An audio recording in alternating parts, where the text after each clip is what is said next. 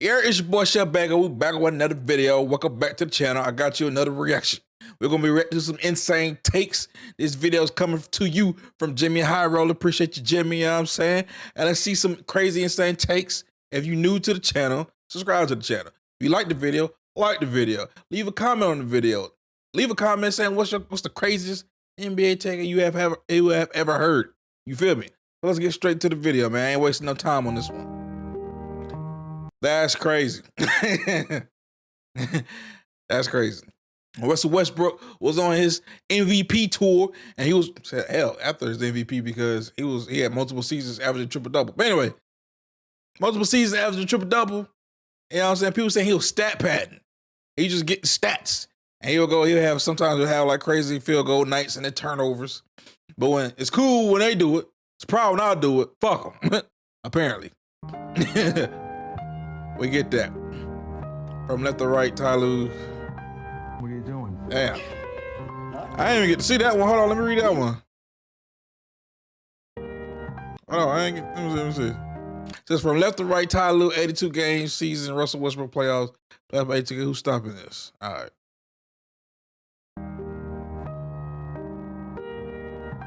What are you doing? That's crazy. Me? Just hanging around. They doing Darvingham dirty. Let's get found a new target. Right. I just busted right inside him, and he can't extend on me anymore, and he seems a little overwhelmed by my girth and tonnage, right? Now, when Skip said that on the air, that was wild as hell, bro. But come on, cuz. Come on, Skip.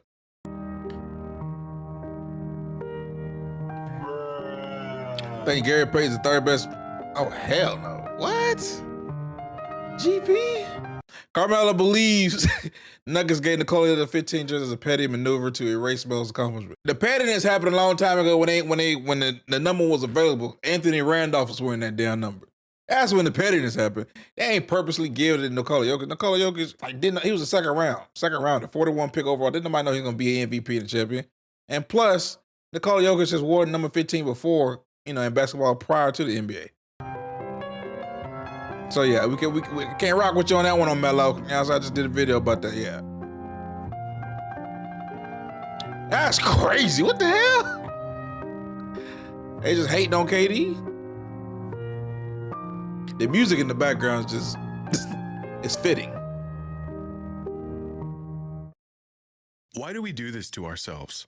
I don't know, brother. We as NBA fans collectively decided we're just gonna have the most dog water opinions. What? Should the Brooklyn Nets, I'm sorry, Jimmy. Should the Brooklyn Nets kill 5 of their players to trigger a disaster draft to improve their roster? The NBA disaster draft is a contingency plan to be used when 5 or more players on the team have died or have been What? Sports? I think so. I too am guilty of this. And today, we're gonna take a look at some of the hottest and some of the best NBA takes I've come across recently. So buckle up. It's about to get ugly. Oh, it's about to get ugly? All right, Jimmy. I have something to admit. I have a sick obsession with bad NBA takes.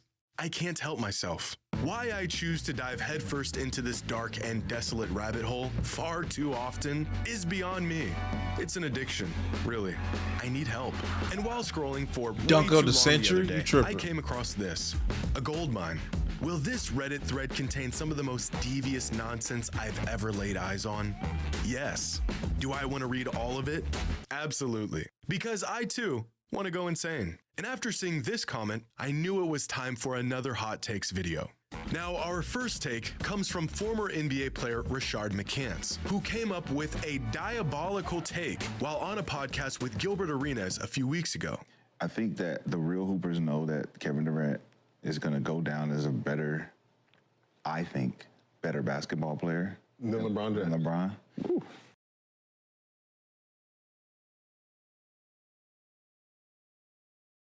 How?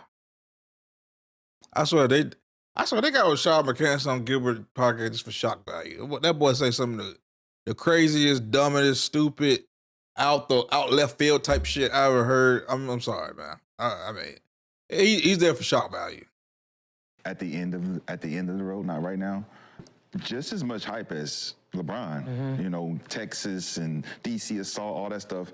It's like, well, why is KD not being seen as top LeBron's three coming all out of high time? school as the chosen one. Because the media killed off the legacy when he left. When he left, yep. Now, the take itself is one thing, because in no universe would KD ever be regarded as Gilbert's a better basketball answer, player though, than is some LeBron. truth behind I it. actually want to address why this clip is a prime example of how just because someone played in the NBA doesn't necessarily mean they're an expert on basketball. You Hell see it no. all the time. Fans using opinions of current and former NBA players to justify their stance on something NBA related. But the truth is, you can be exceptional at something and still have a wild or even completely wrong take on it. I mean, just a couple months ago, Shaq unironically asked what's the difference between Wemby and Bol Bol. Steven Jackson, a once really good NBA player, said he was better than Manu Ginobili, Ray Allen, and Vince Carter. Give me a guy that you think you're better than, that it'll be a Hall of Famer. Ray Allen. Definitely Ray Allen. Vince Carter. I think as a player, yes. Manu Ginobili. I definitely think I was better than Ginobili. You can be great at something and still be wrong.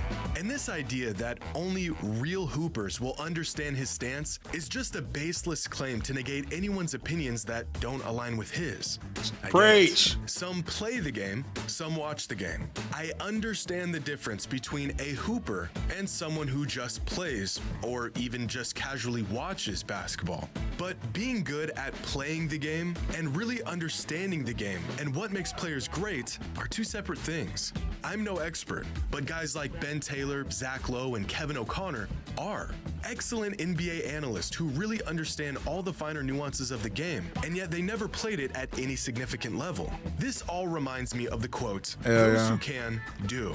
Those who can't, teach." Some of the greatest coaches were just pretty good basketball players, but not even close to NBA talent. And some of the best players are absolutely lost without a jersey on and a ball in their hands. You do not have to be a real hooper to really understand the game and have a passion for it and have well thought out. Thank you, informed, Jimmy. and Preach, reputable brother. Opinions on it.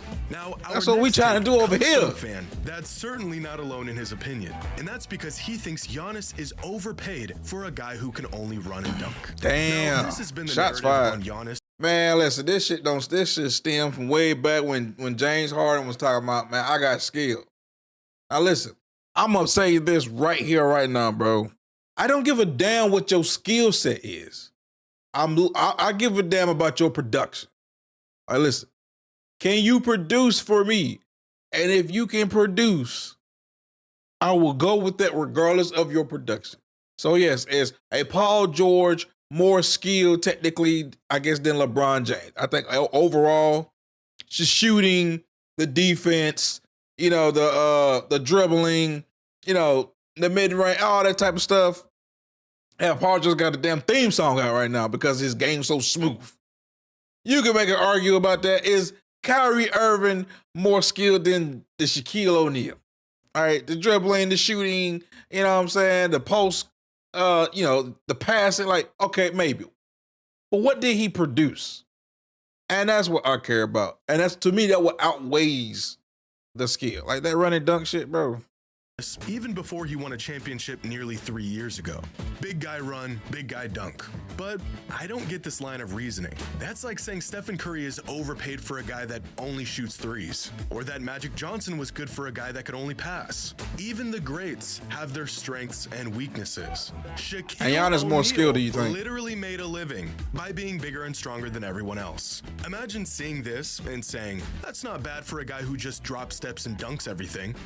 Well, yeah, no one could stop it. This is exactly what made him so good. Now, if a player has a very one-dimensional game that falls apart and is ineffective when it matters, like the playoffs, then there might be some merit to this statement. But Giannis has won a title. He won a man dropped championship. 50 to close out a final series just running and dunking. That's his role. That's what he's good at, and it works. In fact, he's expanded his game over the last few years with three-pointers and more perimeter play, and ironically, whenever he does this, people just say, why is he shooting threes instead of just running and dunking the ball?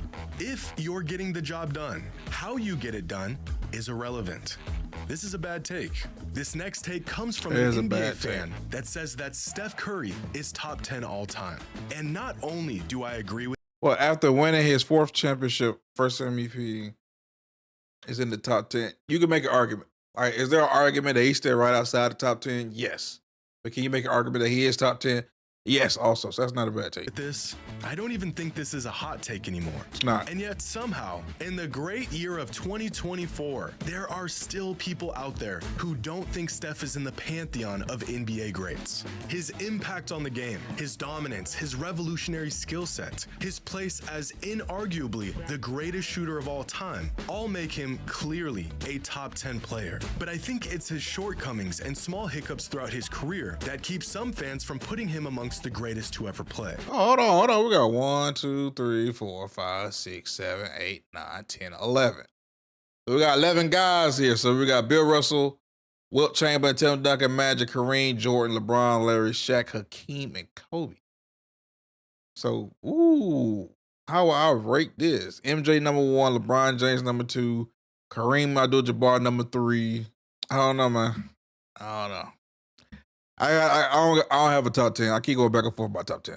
Kevin Durant joining the Warriors, the 3-1 comeback, this nonsense narrative that all he does is run around moving screens and chuck up threes. But while considering all of Steph's forget his gravity. we tend to forget that every all-time great has had their shortcomings or even questionable victories. Hakeem won his 2 championships in the 2 seasons Michael Jordan was retired and wasn't around to defend his title. Kareem, regarded by most as the 3rd greatest player ever, has 6 championships but only 2 finals MVPs since he played with the greatest point guard of all time for a decade. Kobe was the 2nd best player for 3 of his championships. Duncan won his first title in a weird half-assed lockout season and was not the best player on the Spurs in their last title run. Larry Bird was playing with the damn dream team when he did all of his damage. As time goes by, we tend to overlook or even forget about the bad and focus on the good. I think this will happen with Steph as he nears the end of his career.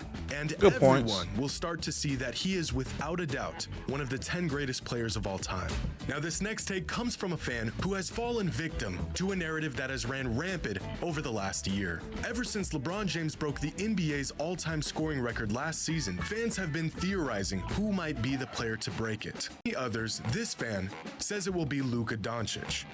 My brothers, Luka Doncic is not breaking LeBron's scoring record.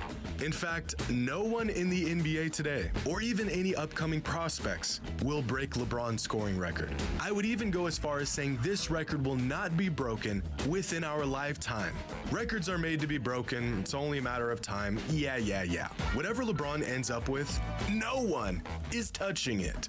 I get that Luka is the obvious prime candidate to get the job done, but even he is already way off pace from where LeBron was at this point in his career. Luka's Yeah, that's the issue, man. Like right now, Luka he's off pace. I don't think, like he said, I don't think nobody that's currently in the NBA right now is going to beat LeBron James all-time scoring record. I don't think Luka's going to do it. Luka doesn't look like he's prime for 20 years, 20-year plus career.